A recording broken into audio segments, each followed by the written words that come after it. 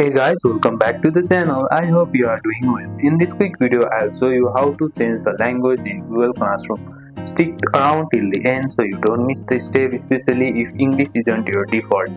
Google Classroom uses Google account language setting. So simply open your Google Classroom and simply, as you can see, it's in English.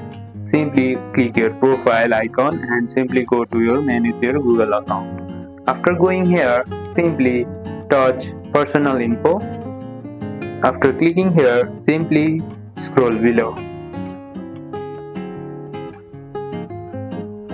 Scrolling below, you will see the option called language, and you can simply change the language whichever you want. Suppose I want to keep it as Nepali.